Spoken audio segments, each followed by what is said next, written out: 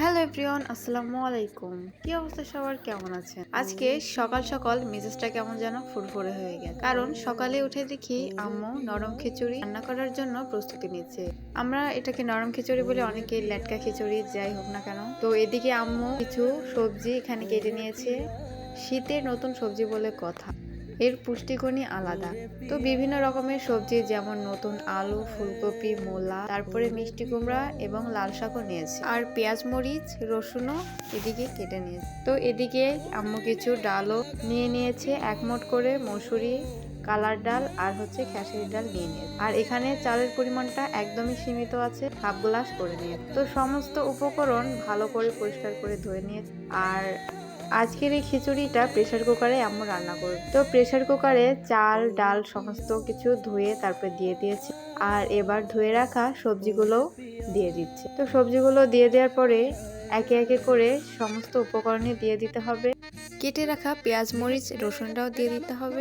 আর 1 চামচ হলুদ, কিছু অল্প পরিমাণ সরিষার তেলও দিয়ে দিয়েছে, আর দিয়ে দিয়েছে পরিমাণ মতো লবণ।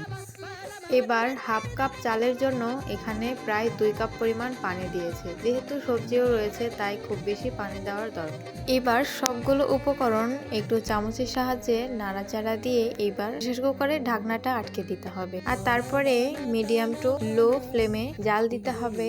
আর এখানে 4টা সিটি দিয়ে নিতে হবে। তো এখানে যখন 4 সিটি হয়ে যাবে তখন ঢাকনাটা খুলে নিতে হবে। আর ঢাকনাটা খুলে নেওয়ার পরে সমস্ত উপকরণ কিন্তু খুব ভালো মতো সিদ্ধ হয়ে গেছে, দেখতেই পাচ্ছেন। তো এবার এখানে আগের দিনের যে কিমা কারিটা রান্না করা ছিল ওখান থেকে অর্ধেকটা জাল করে নিয়ে তারপরে এর মধ্যে দিয়ে দিচ্ছে স্বাদ বাড়ানোর জন্য জাল। আর এখানে দিয়ে দিচ্ছে আমাদের ঘরেই তৈরি করা জলপাইয়ের আচার, প্রায় 4টা পরিমাণ জলপাইয়ের আগে দিয়েছে।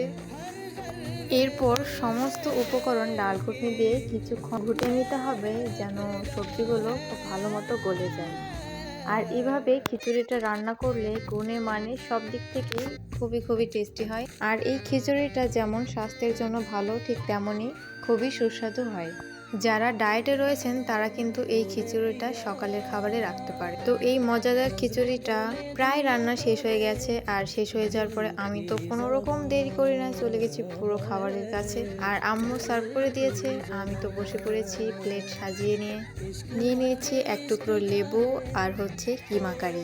যখন লেবুটা চিপে একটু কিমা কারি হাতে নিয়ে খিচুড়িটা মুখে দিলাম, ও মাই গড, মুখের সাথে জাস্ট মিলিয়ে গেল।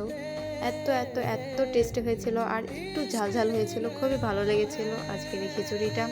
আপনারাও চাইলে এভাবে একবার ট্রাই করে দেখতে পারেন। তো সবাই ভালো থাকবেন, দেখা হবে নেক্সট কোনো ভিডিওতে। সবাই ভালো থাকবেন, আল্লাহ হাফেজ।